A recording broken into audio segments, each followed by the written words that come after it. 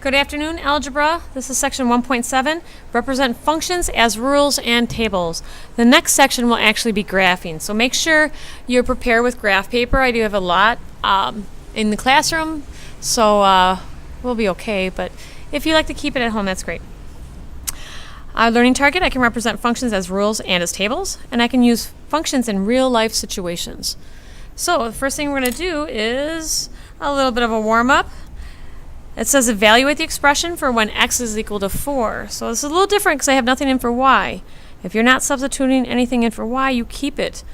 So y is equal to 3x minus 6. And in place of x, I'm going to put a 4 there. Y is equal to 3 times 4, which is 12 minus 6. Y is equal to 6. Now let's do the second one. Y is equal to x squared plus 2. I'm going to substitute in 4 for x. So y is equal to 4 squared is not 8. That's 16. Plus 2. Y is equal to 18. That is going to come up a lot in the future. All right, here we go. This is a big thing. We have some vocabulary called a function, domain, inputs, range, outputs. Okay? So first of all, a function consists of a set of a set called domain, which is your inputs. Okay, so these are the same thing. In layman's terms, they're usually your x values, your x's, and then you have a set called the range. Those are your outputs, and these would be the y's. Now we call them the x's and y's when you have an ordered pair, x comma y. Okay. Now, every order pair you have is called a relation, but when you put a bunch of different relations together, you have to determine if it's a function. So to determine if something is a function is a pairing of inputs with outputs such that, and this is the part that really messes with everybody, but I'll try to show you an easy way to determine if it's a function. Each input is paired with exactly one output. Okay? What that means is, don't repeat x's.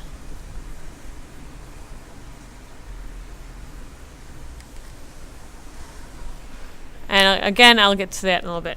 So, if you look closely right here, this little set, they write it horizontally, but if I put it in a table, like an XY table, we have 1 in the letter B, 5 then A, then we have 8 then B. And I want to know basically, is that a function? Yes, it is. Because look I did not repeat any x's.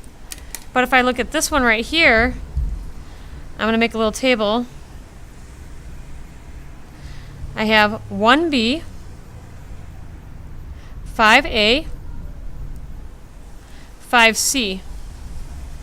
This is not a function.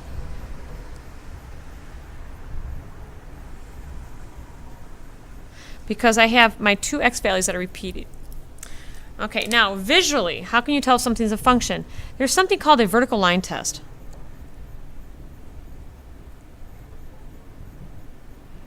If you draw a vertical line anywhere on the graph, it hits in only one spot. This is a function. If I draw this line, no, this is not. No. And of course, no. So that upper left-hand corner is the only one that's a function. So there are different ways to determine if something is a function. You can do by mapping, but if you'll notice, there's only one line coming from each x. So no x's are repeated. This one's okay. This one passes the vertical line test. Uh-oh, look at this. If you write it in order pairs, I have two x's that are repeated, so this is not a function. And if you put it in a table format, I like to make my tables vertical. This is a horizontal table. But look at this. I have two x's that are repeated. So that would be no. So get a good handle of this vocabulary. It's kind of tough. So example 1, this is probably way too much, but going back to domain and range, remember, your domain are all your inputs or x's. The range are all your y's. So basically, these right here is my domain. And I'll do this one in pencil. This right here, these are my ranges. So it says identify the domain and range of the functions of the tables below. So in table 1, The domain would be -4, -2, 0, 2, 4. And the range would be -10, -8, -6, -4, -2. So your x's, this is your domain. I'm getting lazy here. Just going to put a D here. This is the range. Your domain, range, domain, range. Now I know some of you are probably like, wait a minute, wait. You said that the range would be your y values. These aren't y values. Yes they are. You're going to learn quickly that y is the same as f of x. It's just in different notation, okay? So this is called function notation. All right, next page. Let's apply a little bit of this. There's a fly buzzing around me. It's driving me crazy. Okay, here we go. Tell whether the pairing is a function. Am I repeating any of the x values? No. But I am repeating a y value, and that's okay. So since there's one line going from each x value, this is, yes, it's a function.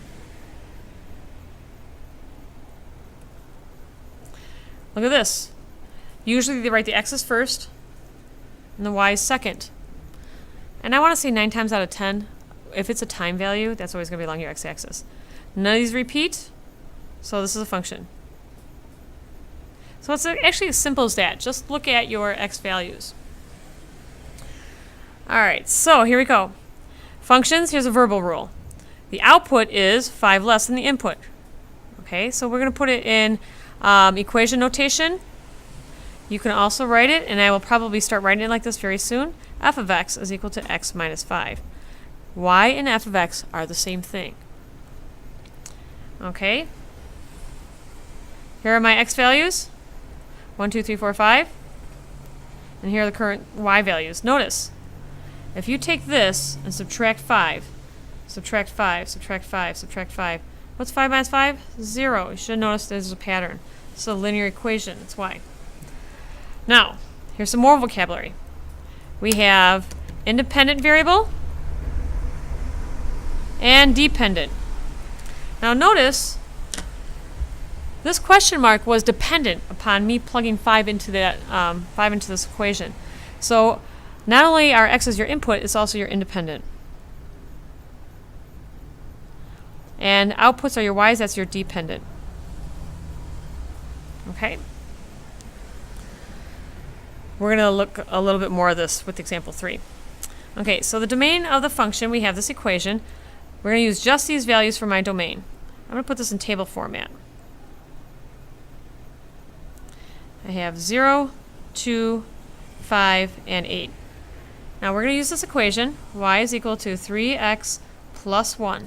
I'm going to take each x, each input, or each independent variable, and substitute in for x. So I have 3 times, we're going to use 0 first. 3 times 0 is 0, plus 1 is 1.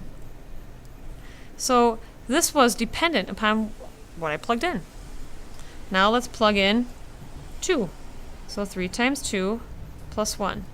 3 times 2 is 6, plus 1 is 7. See why we need an order of operations? Now let's substitute in 5. 3 times 5 plus 1. 3 times 5 is 15, plus 1 is 16. And finally, let's substitute in 8. Oops. 3 times 8 plus 1. 3 times 8 is 24, plus 1 is 25. All your y values were dependent upon what we substituted in for x. So these are independent values, these are dependent. You might want to label that again.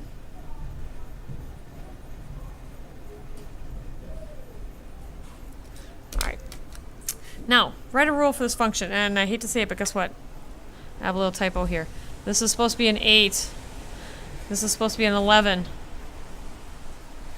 So look at all the x values. Here are the x values. What's happening each time? I'm going up 4, going up 4, going up 4, going up 4.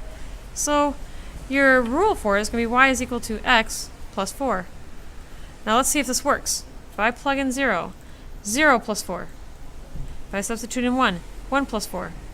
If I substitute in 4, 4 plus 4. So sorry about making it. This is supposed to be an 8. This is 11. Okay, here's your homework assignment at the bottom, and here's your standard. Everyone have a nice evening. It's kind of raining a lot. I feel bad you're missing out on your recess, but could be a good day to do a video. Bye.